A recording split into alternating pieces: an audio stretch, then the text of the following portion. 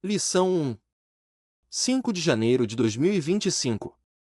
Quando as heresias ameaçam a unidade da Igreja. Texto áureo. Amados, procurando eu escrever-vos com toda a diligência acerca da comum salvação, tive por necessidade escrever-vos e exortar-vos a batalhar pela fé que uma vez foi dada aos santos. Judas versículo 3. Verdade prática. Heresias são crenças e práticas contrárias ao pensamento bíblico que distorcem os pontos principais da doutrina bíblica. Leitura bíblica em classe. Atos capítulo 20 versículos do 28 ao 31, 1 Pedro capítulo 3 versículos 15 e 16, 2 Pedro capítulo 2 versículos do 1 ao 3. Atos 20. Olhai, pois, por vós e por todo o rebanho sobre que o Espírito Santo vos constituiu bispos, para apacentardes a igreja de Deus, que ele resgatou com seu próprio sangue. Porque eu sei isto, que, depois da minha partida, entrarão no meio de vós lobos cruéis, que não perdoarão o rebanho. E que, dentre vós mesmos, se levantarão homens que falarão coisas perversas, para atraírem os discípulos após si. Portanto, vigiai, lembrando-vos de que, durante 3 anos, não cessei, noite e dia, de admoestar, com lágrimas, a cada um de vós. 1 Pedro 3.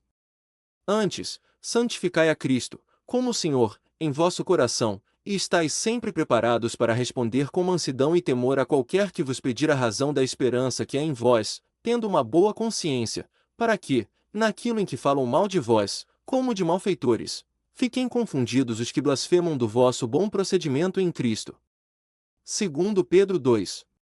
E também houve entre o povo falsos profetas, como entre vós haverá também falsos doutores, que introduzirão encobertamente heresias de perdição e negarão o Senhor que os resgatou, trazendo sobre si mesmos repentina perdição. E muitos seguirão as suas dissoluções, pelos quais será blasfemado o caminho da verdade, e, por avareza, farão de vós negócio com palavras fingidas, sobre os quais já de largo tempo não será tardia a sentença, e a sua perdição não dormita. Comentário. Introdução.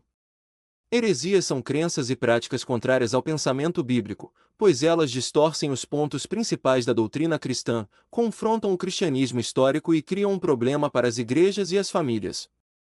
As heresias da atualidade são as mesmas da antiguidade, mas com uma roupagem nova, que foram rejeitadas pelos apóstolos e primeiros cristãos, pois nada há novo debaixo do sol. O presente trimestre tem por objetivo mostrar o referencial doutrinário da fé cristã, levando a reconhecer de longe as heresias. Esta primeira lição é um estudo sobre o problema das heresias nas igrejas e a nossa responsabilidade na defesa da fé. Palavra-chave: heresia e as ameaças dos lobos vorazes. 1. Os cuidados pastorais. Os anciãos mencionados no versículo 17 são chamados de bispos nessa passagem, ao dizer que eles foram constituídos pelo Espírito Santo para apacentardes a Igreja de Deus, mostra que eles são pastores. A função primordial do pastor é alimentar, guiar e proteger o rebanho. O Novo Testamento emprega essa metáfora ao tratar o relacionamento entre pastor e rebanho na Igreja. A exortação apostólica aos líderes da Igreja visa proteger os irmãos e as irmãs das heresias e guiar todos na verdade do Evangelho. Esse cuidado aparece nos ensinos de Jesus. 2. Depois da minha partida. Essa expressão é uma palavra profética, pois o apóstolo não está apenas se referindo à sua morte, mas também ao avanço dos hereges no seio da Igreja depois do período apostólico, no futuro. Paulo usa uma linguagem metafórica para identificar os falsos doutrinadores, lobos cruéis ou lobos vorazes. O apóstolo Pedro, depois de ensinar que o Espírito Santo inspirou os profetas do Antigo Testamento, mostrou que a presença do verdadeiro ensino nem sempre é suficiente para impedir a manifestação do falso. Tanto que, ao falar a respeito dos profetas legítimos dentre os hebreus, ressaltou que também havia entre o povo falsos profetas, como haveriam de surgir com o tempo, no meio da igreja, falsos mestres. Na verdade, eles já estavam presentes no período apostólico. 3. A origem dos falsos mestres. 2 pontos surpreendentes, nessa parte do discurso, nos chamam a atenção. Primeiro, os lobos vorazes surgem de dentro da própria igreja dentre vós mesmos e, segundo, se levantarão homens que falarão coisas perversas, para atraírem os discípulos após si. Os discípulos deles ainda estão por aí. Entre eles estão os que se posicionam acima das Escrituras, os quais, sem o menor pudor espiritual, usam as redes sociais para corrigir a Bíblia e discordar abertamente dos profetas e dos apóstolos bíblicos. Tais pessoas consideram seus discursos modernos e a mensagem da Bíblia, desatualizada, em razão disso oferecem um novo evangelho. Em face disso, vemos a importância de estudar um campo da teologia denominado de apologética para orientar os crentes dos nossos dias. Segunda, o que é apologética? Definição. Apologética cristã é a defesa lógica e racional da fé cristã e de suas práticas doutrinárias.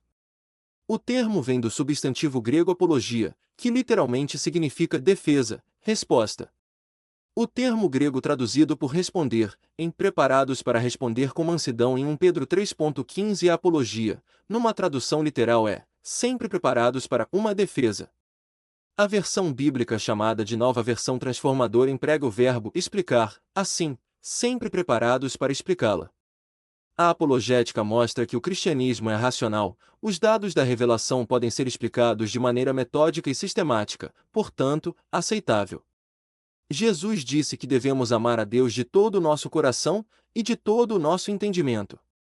Isso ensina que devemos amar a Deus por completo, com o corpo, as emoções e o intelecto.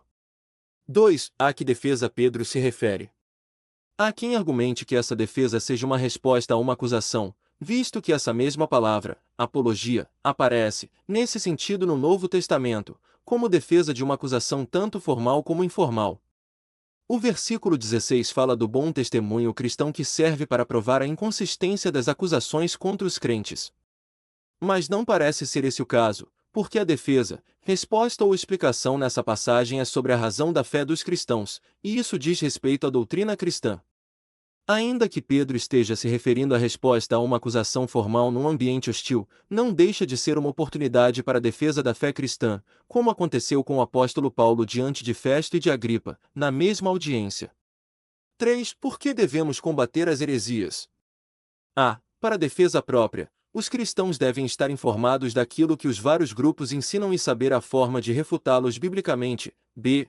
Para ajudar os outros na compreensão da própria fé, principalmente os que rejeitam pontos fundamentais da fé cristã e, muitas vezes, de forma inconsciente, pois sabemos que existem muitas pessoas sinceras as quais buscam servir a Deus e precisam conhecer a sua palavra.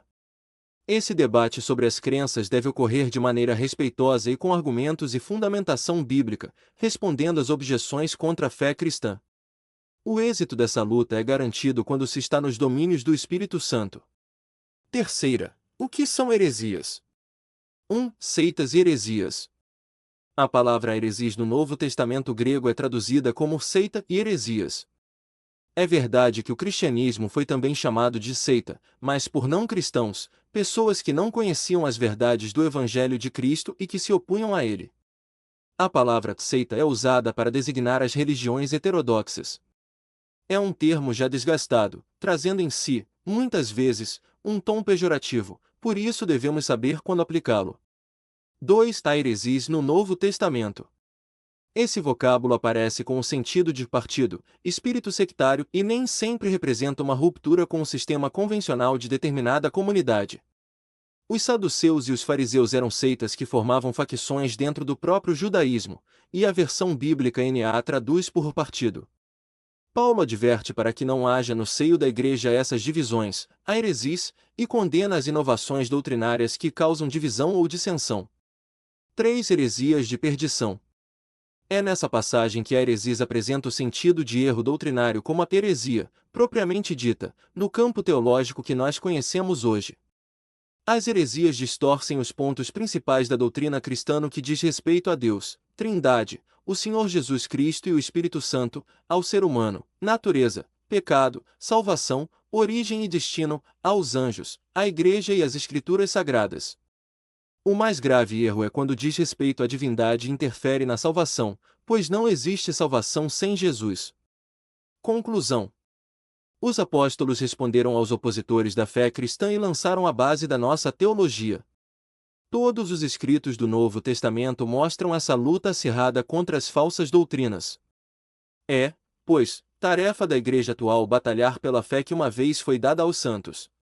Finalizamos com a seguinte pergunta para reflexão: estamos a fazer pela verdade o que esses agentes da heresia fazem pela mentira?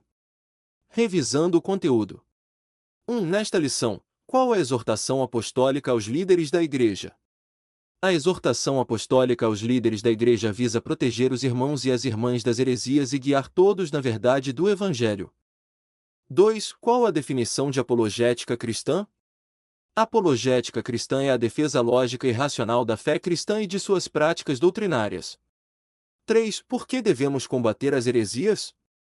A. Para defesa própria, os cristãos devem estar informados daquilo que os vários grupos ensinam e saber a forma de refutá-los biblicamente. B. Para ajudar os outros na compreensão da própria fé, principalmente os que rejeitam pontos fundamentais da fé cristã e, muitas vezes, de forma inconsciente, pois sabemos que existem muitas pessoas sinceras as quais buscam servir a Deus e precisam conhecer a sua palavra. 4. Onde, no Novo Testamento, a heresia tem o sentido de heresia, como erro doutrinário. 2 Pedro 2.1.